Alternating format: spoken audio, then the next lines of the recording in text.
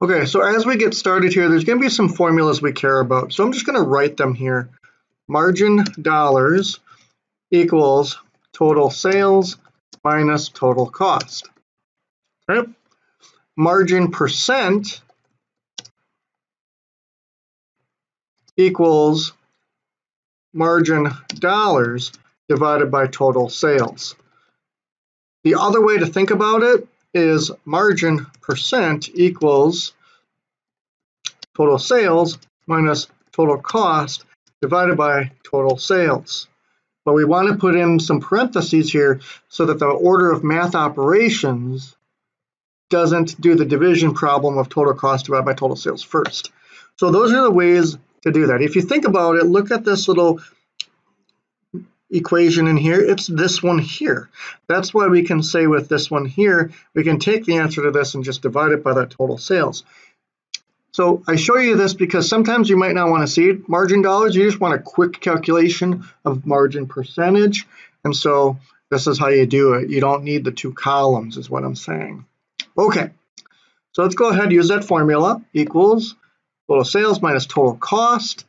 And then go over here to get the black plus sign, double click and drag all the way down.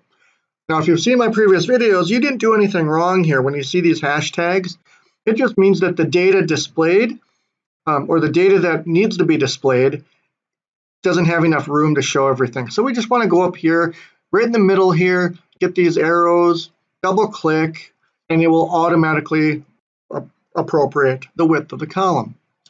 Okay, next we can use either formula here, but since I have this number nice and neat, I'm just going to go ahead and do equals D2 divided by total sales.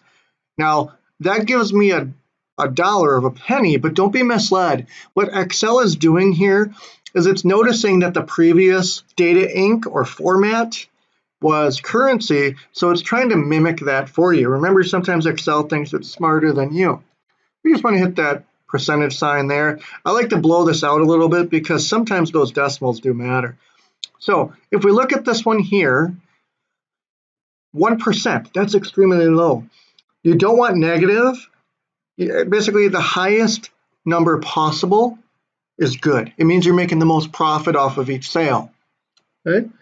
So $254 off of profit or margin, we can see this as profit margin. So when I say margin, I'm basically meaning profit margin or profit.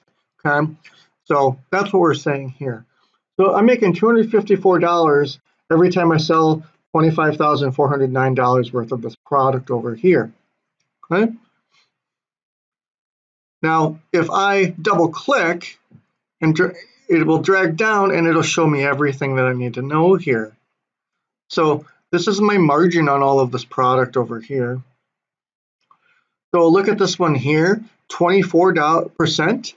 So every time I sell $45,700 worth of this product, I make just about $11,000. That's pretty good. If you think about 11, so we'll just do some quick math, 11 over 45, we're getting it right around that 24%.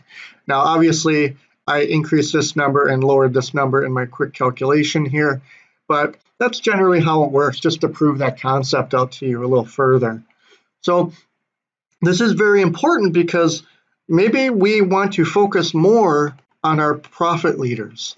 Maybe we want to make sure that, yeah, we're selling $25,000 worth of this stuff, or we're not really making any money off of that. So that might be an excellent thing for our business to understand, because that could lead to supply chain issues. It could lead to purchasing decisions. It could lead to store inventory. Where do we put it in the store? Do we remove it from our store? Because look at this here. Wow, look at, maybe we want to put more of this in our store, but this product here is taking up all the room. So maybe we want to make a decision like that. Or better yet, what about this one here? Maybe this product over here is taking a lot of store space up, but we're only getting $15 of sales.